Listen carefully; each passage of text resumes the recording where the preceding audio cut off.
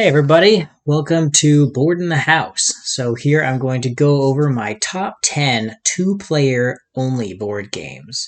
This is a topic that is really near and dear to my heart because I feel like these are really great for couples.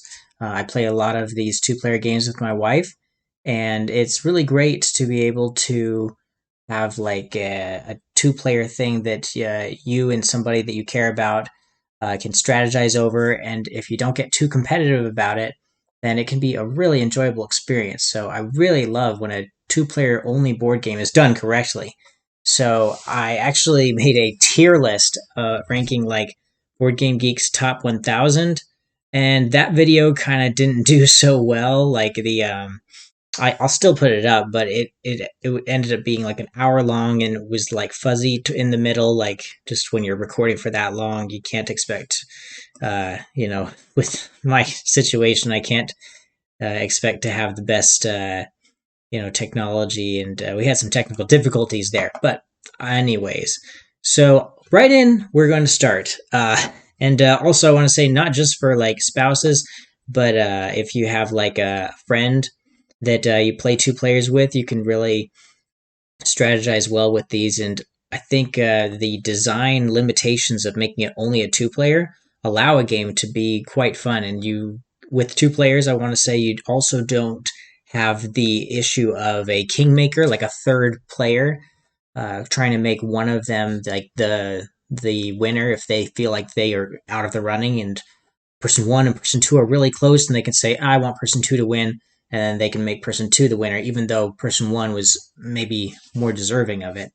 Kind of like a third roommate in a house or something like that. Just kind of got the raw end of the deal. Anyways, let's start in with the top 10 two-player games. So number one is going to be Battle Line. So Battle Line right here is actually a game where you have a huge line of bunch of numbers and suits, and you're playing out these cards trying to get a set of like all the same number, or all different all rising numbers, or something like that.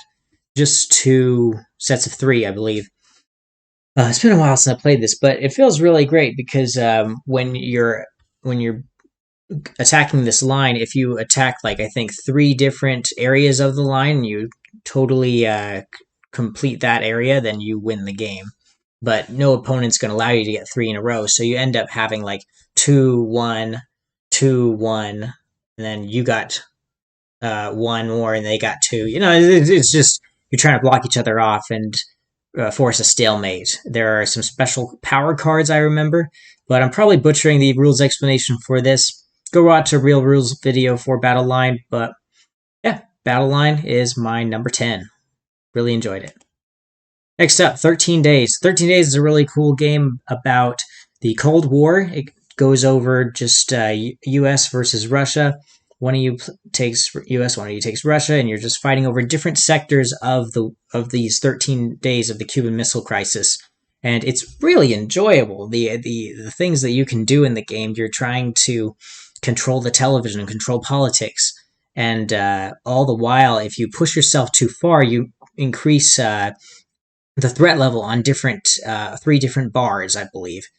And by the end of the game, you do not want to be the one that caused a nuke to happen.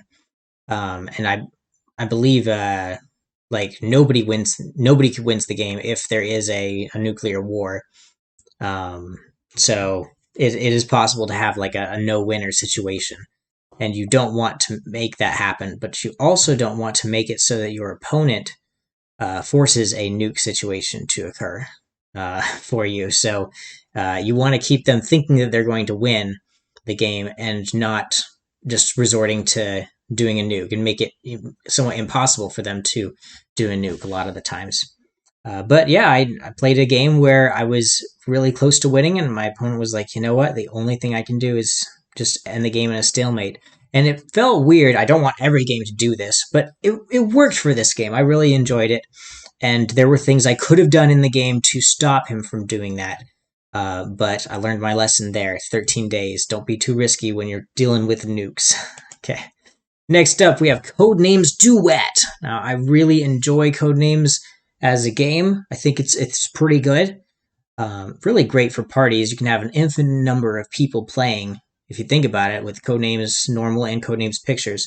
But what's really cool about Codenames Duet is you get to just have two people playing, and it becomes a cooperative game. You're like working together rather than two different teams fighting against each other, and you're going back and forth trying to have each person guess clues on the same board. So some of your clues that are good are good ones for your opponent to be guessing, your friend, your ally. But sometimes one of the ones that your ally wants you to guess on your map, it shows as a bad thing. And so if you picked it, it wouldn't be bad. But if your opponent picked it, it would be very bad. Because on your map it says an assassin, like you automatically lose if an assassin's picked.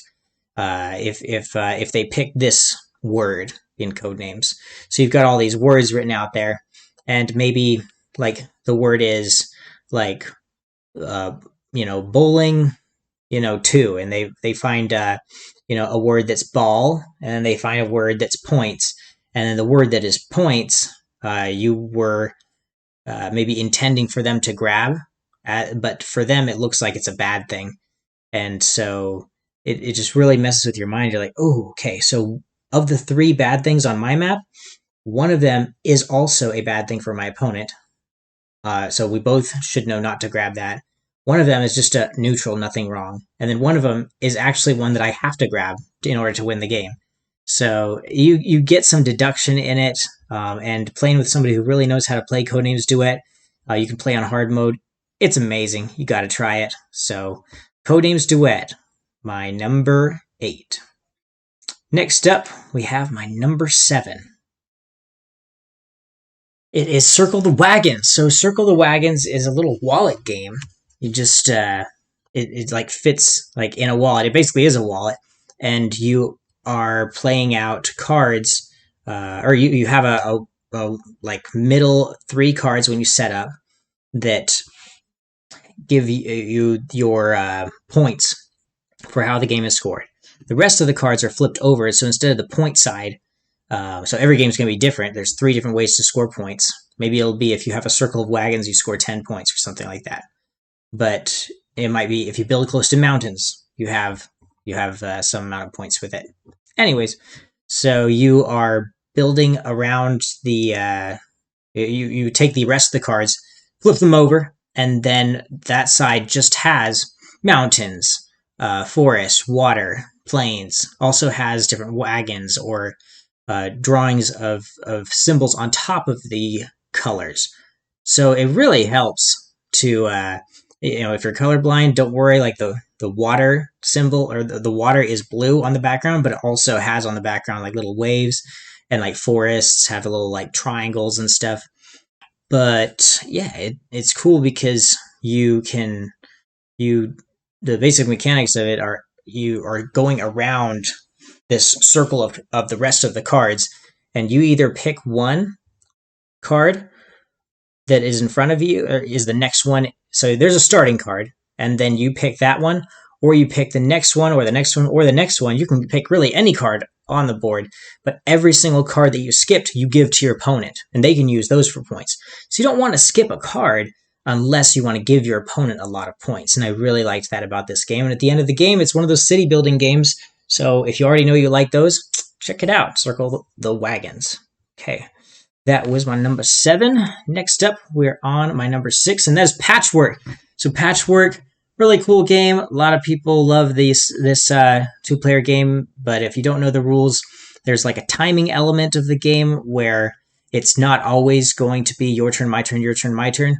So you know based on how much time you've spent if it's going to be your turn. If you spent less time than your opponent, then it'll show that it's still your turn. And so you can every single turn take a piece and add it to your Patchwork board. It's a polyomino style game, and you're just basically playing Tetris with these pieces, matching them up to form this beautiful quilt. and you want to take. You're going around a circle similar to Circle the Wagons, actually, but you can only grab one of the first three next in line. And you're just going around, all right, this next three. Okay, I want to skip to the third one. Okay, now there's a new three. I want to skip to the first one. All right, still there's those two, but now there's a third one. Really fun game. And it's awesome. So there's Patchwork. Next up, we have my number 5.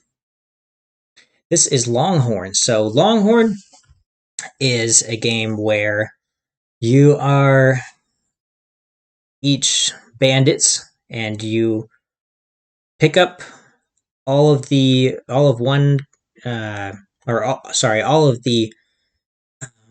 cows on a square. So like there's a 3x3 grid, and you pick up all of the cows on one thing, and then you move them around based on how many cows there were.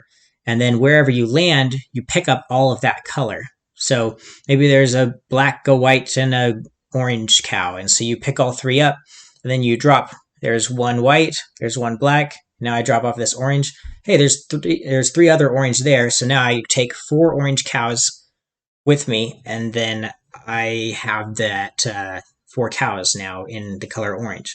The amount of points that you score at the end of the game, when there's no more legal moves, I think, are based on how many cows there are already out or still out there on the board. So if there's 1 orange cow left on the board, each of your cows are only worth 1 point.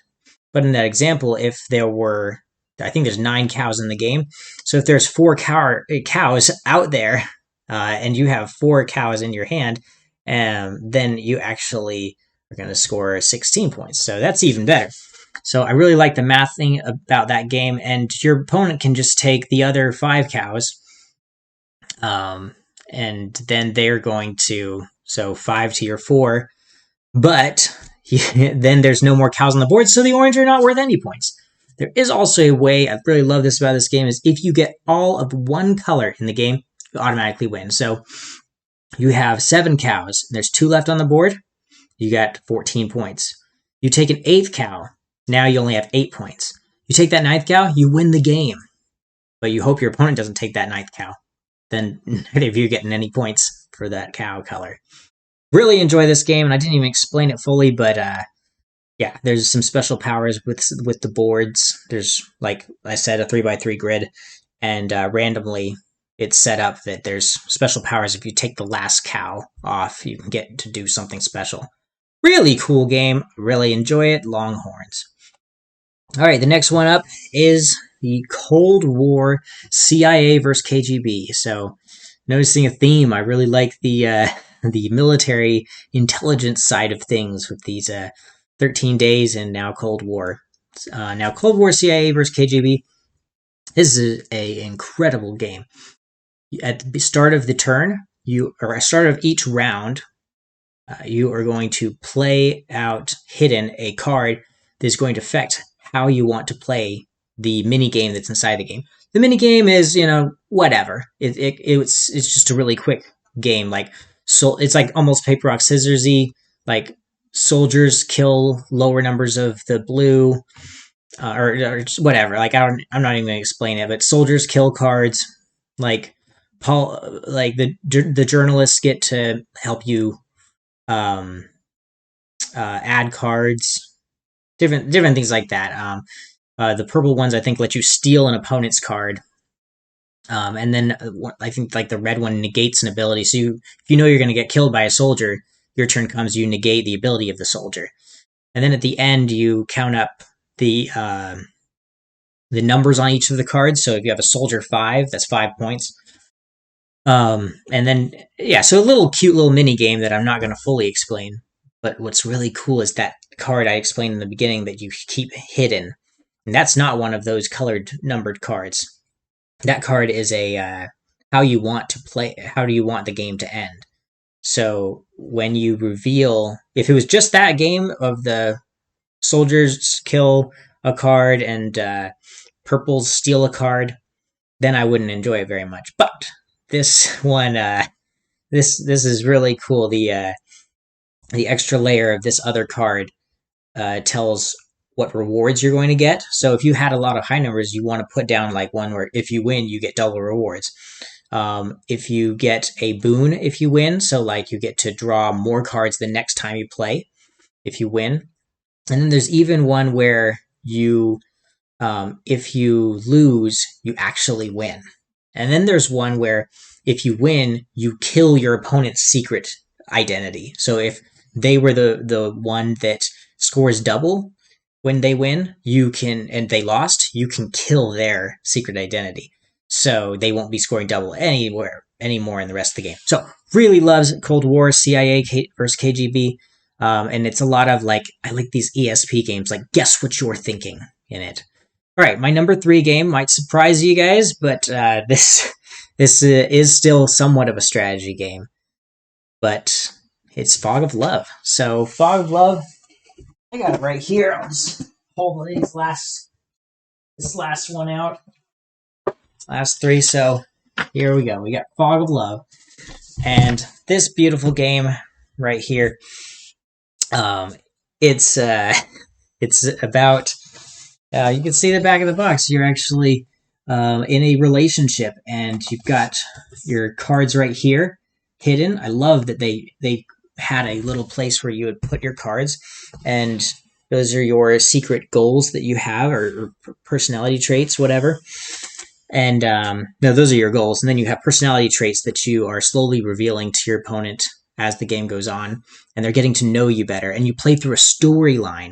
Anyways, I really enjoy this game, Fog of Love, and at the end of there's like 3 acts. At the end of the 3rd act, you see if you are compatible, and you have like a secret card where this is your final. You start with like 4 end game objectives, and every round you have to discard 1. So round 1 you discard 1, round 2 you discard 1, and round 3 you discard 1 at the end, and so you're left with that final goal that you want to play. And then you're like, all right, my final goal was to break up with you. Throughout the relationship, throughout all the acts, I figured out that we are not compatible, and I'm going to break up with you in Act 3. Okay, so you keep it secret, and then your opponent maybe wanted you to break up with them, and so you play that. They play that out, and you actually lost because you end up being bitter about it or something like that. But maybe their end goal is that that they wanted a relationship, and then they lost. Or sometimes it can be that you both get along well, and you flip it up, and hey, I like you, you like me, and let's continue this relationship on further. And sometimes it may be like you wait until the end, and you see your personalities, or maybe you're thinking, oh, this could be something really, really high scoring, and we already have a lot of high scores in these things. I think we could, go get married or something like that. Maybe you choose the marriage ending, and your opponent in the game is thinking, oh, I think they're going to play like the continue on, like steady dating. And you flip it over, and not the same goals with the end. And you figured out all those things through the different choices you were playing in the game, and you have certain options. So if you didn't have a lot of points, the love points, the proposal option wouldn't be available to you. And if you didn't have a lot of, if you didn't have a lot of anger towards the person, then you couldn't choose to break up with them at the end of the game. So you would kind of have to engineer it so that there would be some differences you'd have. But there's plenty of differences. It's not, you could end up thinking that your opponent's going to break up with you, and be like, all right, I'm going to break up with you first. And then they actually are like, no, I actually wanted things to work out with us. And because I picked the certain card that I have, because you tried to predict that I would break up with you first, you actually lose. And since I kept my heart closed but was willing to stay steady, then the only way I could win was whatever. There's like a little paper, rock, scissors deal with it. But throughout the game, you can figure out more about your opponent, and you can figure out what they are planning to do. And I really like that in games, that ESP, guessing what your opponent's thinking. So the next game up is number 2 is Star Realms. So this game, you can play it on the app. I normally do not like deck building board games, but this is a wonderful deck builder. I have tons of things for it, and yeah, you just, with these 4 factions, I really like that in future expansions, or in all the expansions that they made to this game, they didn't make like a 5th or a 6th or a 7th. They really kept it simple with these 4 different cards that you are adding to your deck. You got the green blobs that are trying to attack, and draw more cards to attack more, try to finish the game early. You got the blue ones that give you a lot of money and health, so you can keep the game going longer with more money, have more strength against your opponent, and towards the end, beat your opponent. Then you have the yellows, which manipulate the cards that you have in the game. They also can deal quite a bit of damage. They draw lots of cards, similar to the blobs, but they also make your opponent lose more cards. So I think a yellow could beat a blob if they start early enough and they make the blobs discard a bunch of cards. Then the blob plays 1 blob card out that says draw a card if there's another blob card. But of the 5 cards they drew, they had to discard 4 of them because their opponent had 4 yellow cards that each said discard a card from your opponent. So that's the yellow strategy. And then finally the mech strategy, the red cards. They are about discarding cards out of your deck. See, your deck starts with 10 money cards, I believe, or 10 cards. I think 8 of them are money, yeah. And then 2 of them are just damage. Complete trash. You don't need a 1 damager. You want like the 7 damagers later on. But you need money to buy those. So you start with 8 monies. You draw 5 cards. Maybe 1 of those are an attack card and 4 are money. You can buy a card that has 4 money. But what are you going to buy? Are you going to buy a green card for damage, a blue card for health, a yellow card to manipulate the cards themselves, or are you going to grab a red card which will allow you to get rid of those trash cards, those one damager cards, so that the next time you draw 5 cards, you're going to be in a better situation, and maybe you can whittle down your starting 10 cards to only like 5 cards, and those 5 cards are all super powered cards that deal a lot of damage or heal you. So you have 5 cards that each heal you 5 life. Doesn't matter how much your opponent's going to deal in damage. You're going to be set with that. So that's the red strategy. Anyways, wonderful deck builder, and you just kind of decide which of these different ones would I want to do. All right. So comment below if you have a strategy for Star Realms, if you feel like one of those factions are the best. I personally really like the blobs. I like to finish the game early, but you can't go wrong with taking early game any of the red cards. All right, finally, 7 Wonders Duel. You all knew this. Let me just grab it here. So, 7 Wonders Duel. So, 7 Wonders Duel. You get a bunch of cards right here. And you pick a card, and then you might reveal some cards to your opponent. Maybe you guys are used to the normal 7 Wonders, but this game is like drafting, except it's on a table. And yeah, there's just a lot of really cool things about this. There are also 2 different expansions. One involves creating a Senate, as you know, which is pretty cool, the Senate board. And then there's the Pantheon, where you can play a bunch of god cards. But overall, you're just fighting over this board with military, getting science symbols. If you get 6 science symbols, then you can automatically win the game. If you get enough military to knock the military pawn all the way into your opponent's capital, you win the game that way automatically. But for the majority of games, it is going to end in points. So you can still score points with the military strategy, like here's 10 points, right there's 5 points, and then you got 2 points over there. And you can get some points if you have 2 same symbol science cards. You can get one of these circle tokens that will pop up, and some of them are worth 7 points. So there's ways, if you're not going to automatically win the game halfway through, you realize, okay, it is going to come down to a point game. Then you can not feel bad that you went through either of those strategies. And you get this cool little metagame that I talked about on the channel where, do I want to go military science? Do I want to go, science and then points? Or do I want to go just all in military, and then at the very end of the game, if I don't make it, okay, I don't win because I'm only going to get 10 points with military. But hey, at least I tried, and that's really what you need to do sometimes to secure a military victory. So Or do you just want to go all in points and manipulate the resources so your opponent can't buy anything?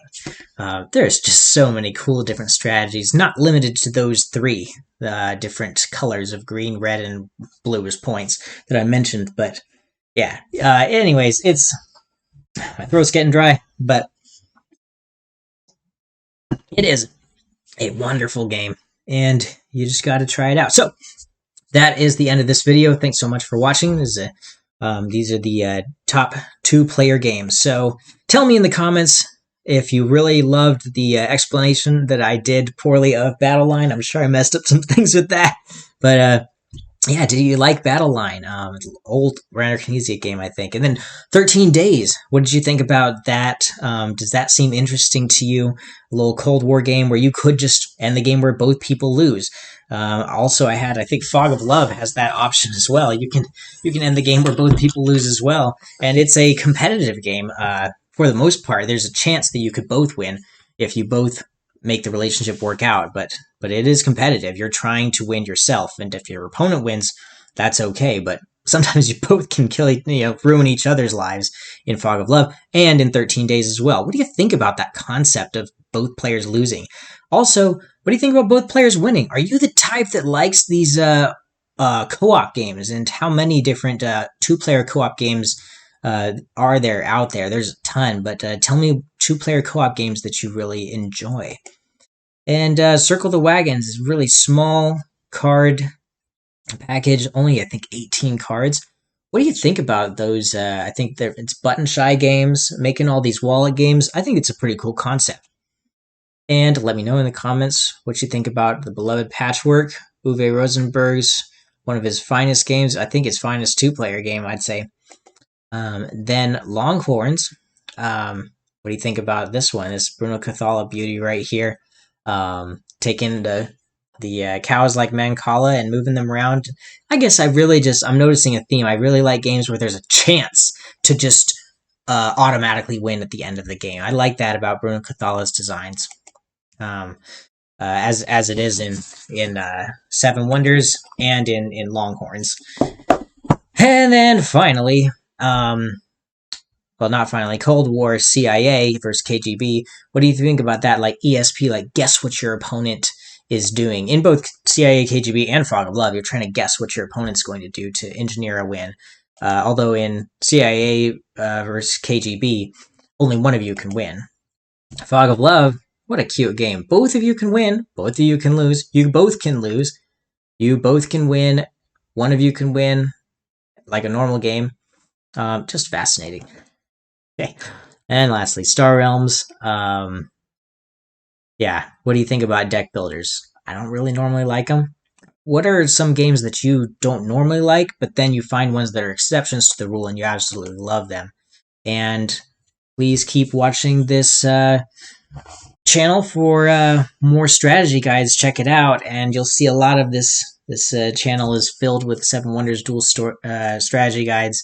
I'm not saying I'm the best, but I can get you up to just like okay level, good level player. Just follow the different top 10 lists I have for different strategies for Seven Wonders Duel, top 10 wonders, top 10 Pantheon gods, just my tier lists of all of those. Check them out. And ultimately, thank you so much for watching. If you've made it this far, congratulations. Please subscribe, and I just really appreciate you guys giving your time. You didn't have to, but you did. So have a great day.